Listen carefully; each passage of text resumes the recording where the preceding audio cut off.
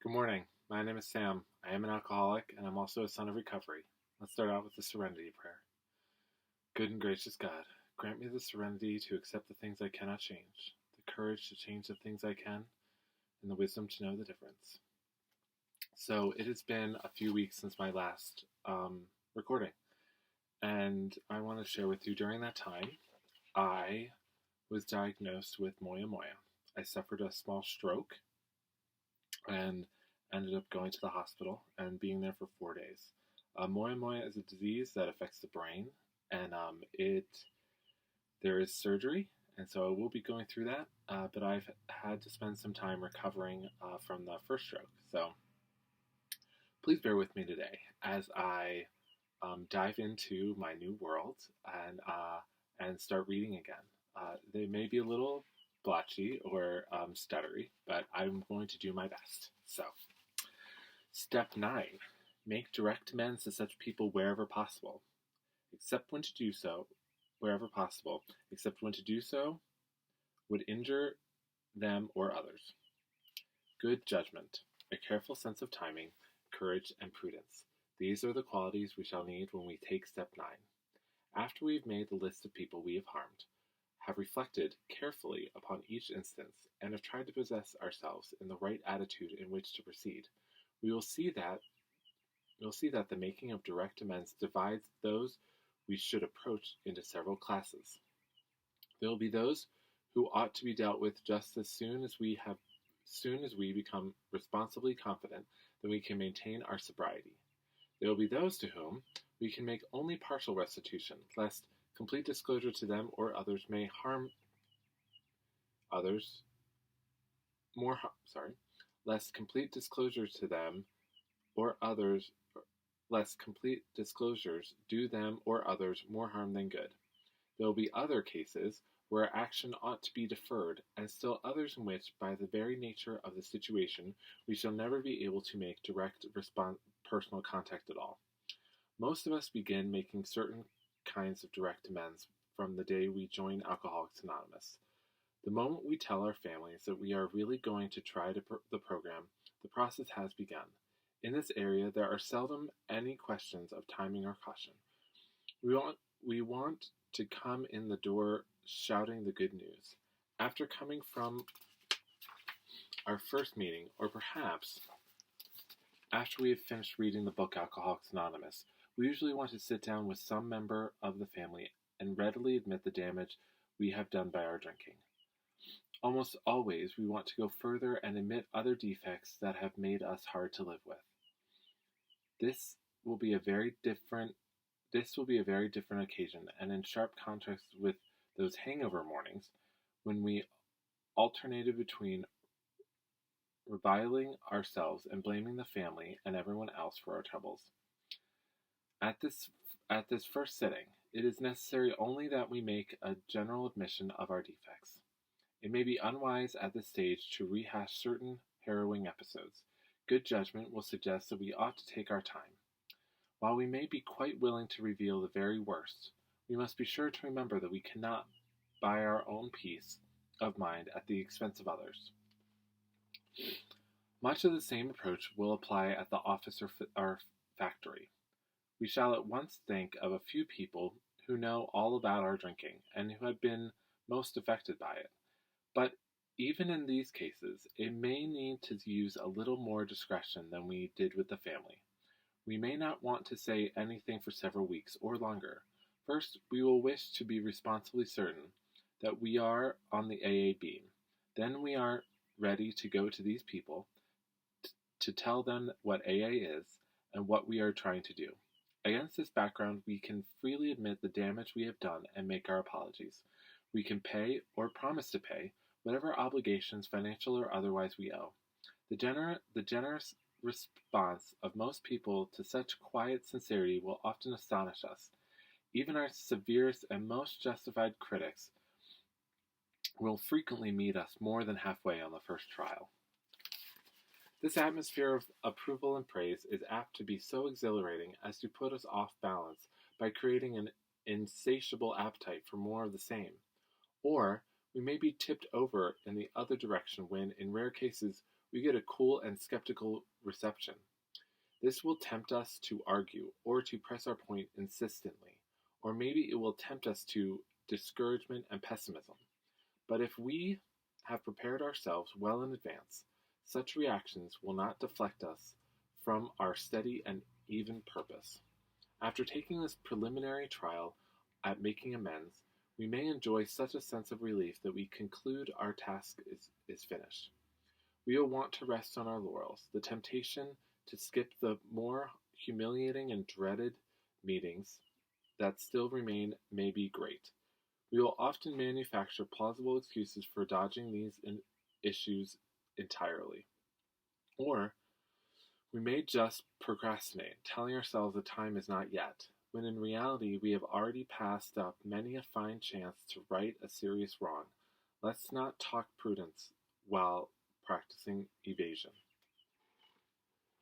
As soon as we begin to feel confident in our new way of life and have begun, by our behavior and example, to convince those about us that we are indeed changing for the better, it is usually safe to talk in complete frankness with those who have been seriously affected, even those who may be only a little or not at all aware of what we have done to them.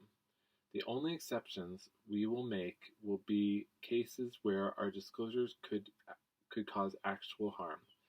These conversations can begin in a casual or natural way, but if no such opportunity presents itself at some point, we will want to summon all of our courage, head straight for the person concerned, and lay our cards on the table. We needn't wallow in excessive remorse before those we have harmed, but amends at this level should always be forthright and generous. There can only be one consideration which should qualify our desire for a complete disclosure of the damage we have done. That will arise in the occasional situation where to make a full revelation would seriously harm the one to whom we are making amends, or, quite as important, other people. We cannot, for example, unload a detailed account of extramarital adventuring upon the shoulders of our unsuspecting wife or husband. And even in those cases where such a matter must be discussed, let's try to avoid harming third parties, whoever they may be. It does not lighten our burden when we recklessly make the crosses of others heavier. Many a razor-edged question can arise in other departments of life where this same principle is involved.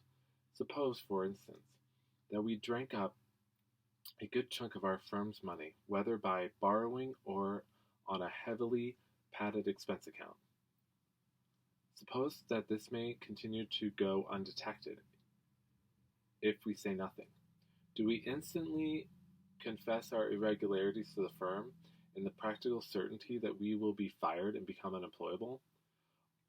Are we going to be so rigidly righteous about making amends that we don't care what happens to the family and home? Or do we first consult those who are to be gravely affected? Do we lay the matter before our sponsor or spiritual advisor, earnestly asking God's help and guidance, meanwhile resolving to do the right thing when it comes clear, cost what it may? Of course, there is no pat answer which can fit all such dilemmas, but all of them do require a complete willingness to make amends as fast and as far as may be possible in a given set of conditions. Above all, we should try to be absolutely sure that we are not delaying because we are afraid. For the readiness to take the full consequences of our past acts and take responsibility for the well-being of others at the same time is the very spirit of Step 9. Ooh, Step 9. It's a big one. And the thing about the end when it says not to be afraid, that is really important. Or not to waste time on fear with it. You're going to be afraid, and that's going to happen because there are definitely conversations with any of us that we've had to have with others that are going to be hard, and because when the taking responsibility happens, we're taking it and taking all of it, no matter what has happened, no matter what the other person has done, um, no matter what side is being taken on, uh, we are only taking our side of the street and taking responsibility for it. And more often, we have most of the responsibility to come with that. But there are definitely certain cases where we cannot and do not need to be rehashing things with certain people. I definitely have a couple people in my life who I've not gotten in touch with ever. If the situation were to arise where God gave me the opportunities to talk with them, I would totally do it. But I am not going to go back into those moments with those people and rehash things that they probably don't want to talk about at all in any way, shape, or form. And that would cause harm to them. Now, we would love to say that most of our conversations are supposed to be like that, but they're not. That needs to be talked about with your sponsor or spiritual advisor on the people that you think you probably shouldn't get back in touch with. But sitting down and talking through all the people with your sponsor is a great idea because, like it says from the beginning, you already start doing that. I know I was already doing that with friends and family um, from the start, and there were people who I definitely sat down and talked with a little bit further about certain things that happened with them. Um, but uh, a lot of it just naturally happens, and it is so glorious and fun to do, actually. And they say that insatiable um, feeling of awesomeness, I guess, is wonderful. But that also shouldn't be the only reason why you're doing it. And as I said, doing this with your sponsor and talking with your sponsor and spiritual advisor about it while you're doing it helps to keep you humble and helps to keep you on the right path of where you're going. So, thank you so much. Thank you for letting me read. If you have any questions, comments, or thoughts, please leave them. Blessings, and as always, peace, love, and tea.